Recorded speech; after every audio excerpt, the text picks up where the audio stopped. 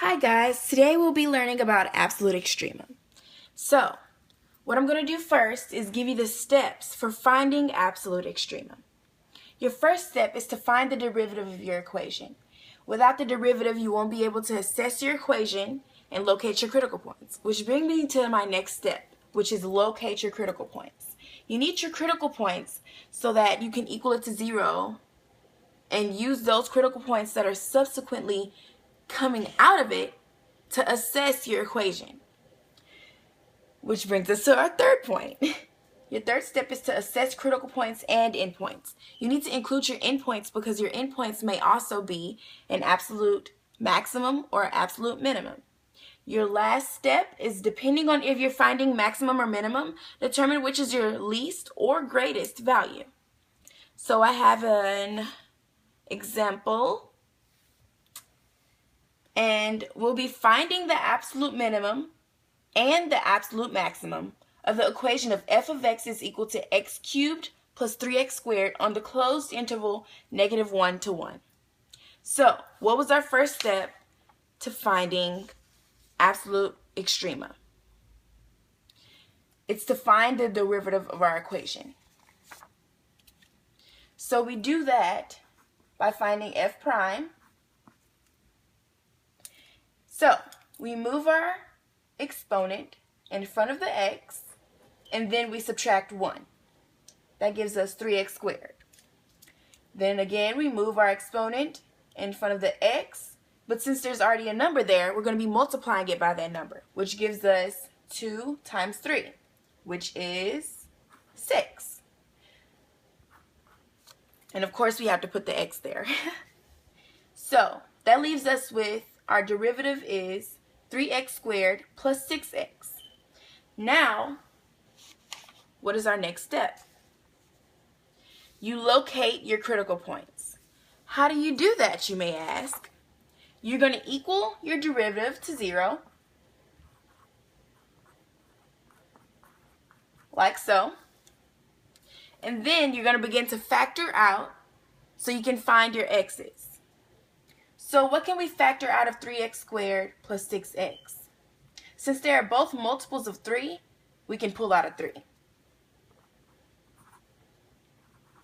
By pulling out a 3, that'll leave us with, oh wait, we can actually pull out an x too, which will really simplify our lives and make this a much easier process and much quicker as well. So instead of just pulling out a 3, we'll pull out an x. So that'll be 3x.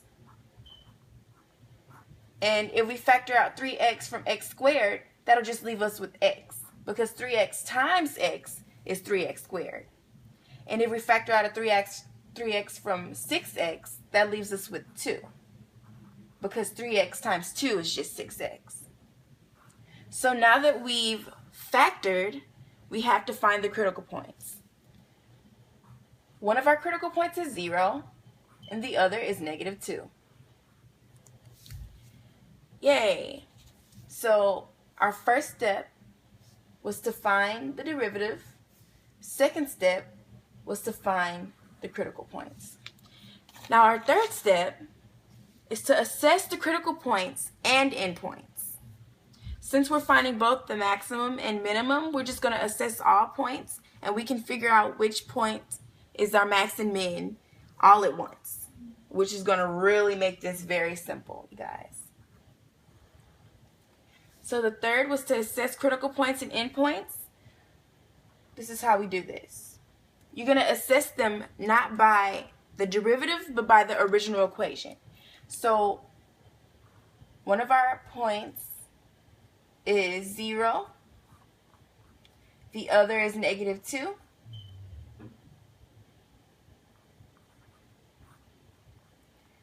An endpoint is -1.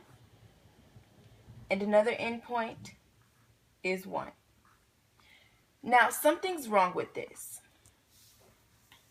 Can you figure out what it is?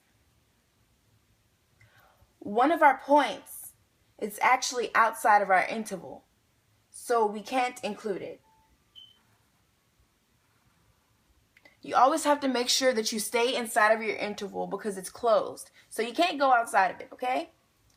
Now, we have to assess what 0 would be in this equation. So over to the side, we'll plug 0 in to f of x. So that'll be f of 0 is 0 cubed plus 3 times 0 squared. Anything times 0 is 0. And every time you try to put 0 to an exponent, which is 0 cubed or 0 squared, you still get 0. So f of 0 just equals 0. All right? Now we'll be assessing f of negative 1. So we plug f of negative 1 into the equation. And that'll be negative 1 cubed times 3 plus 3 times negative 1 squared. All right. Now what do we do with this, you may ask? Well, we begin to solve it. So negative 1 cubed is going to be negative 1, because when you multiply negative 1 by negative 1, you get positive 1. But when you multiply negative 1 times positive 1, you once again get negative 1.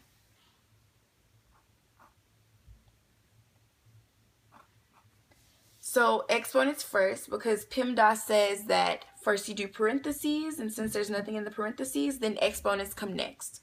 So negative 1 squared is positive 1, because negative 1 times negative 1 is positive 1, and positive 1 times 3 is just 3.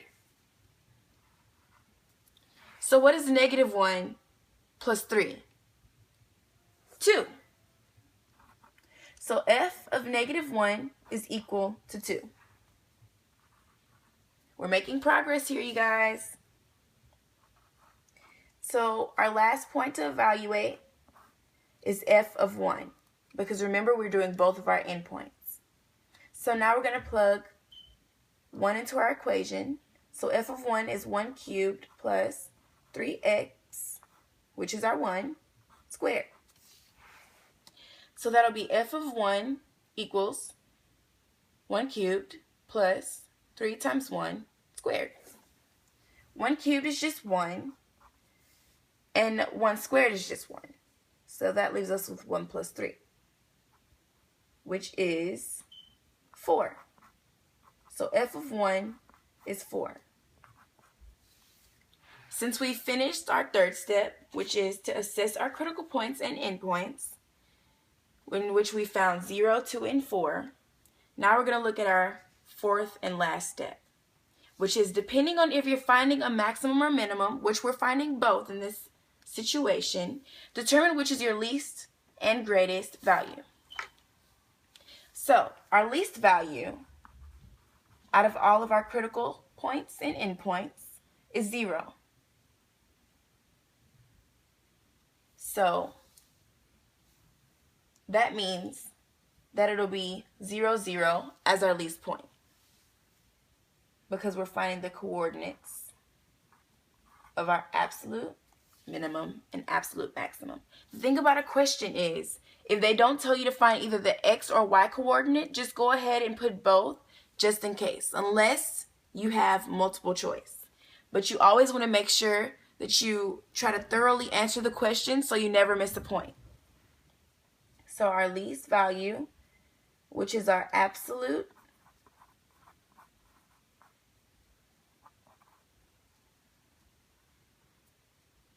minimum. Now we find our greatest value. Our greatest value out of 0, 2, and 4 is, of course, 4. So that leaves us with 1, 4 as our absolute maximum.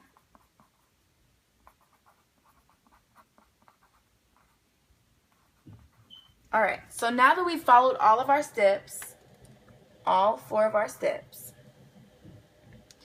we have found our absolute minimum and our absolute maximum of the equation f of x is equal to x cubed plus 3x squared on the interval -1 to 1. First, we found the derivative of our equation. Second, we located our critical points. Third, we assessed critical points and endpoints. And last, we found which one was our least and greatest out of all of our assessments. There you go. That is how you find absolute extrema.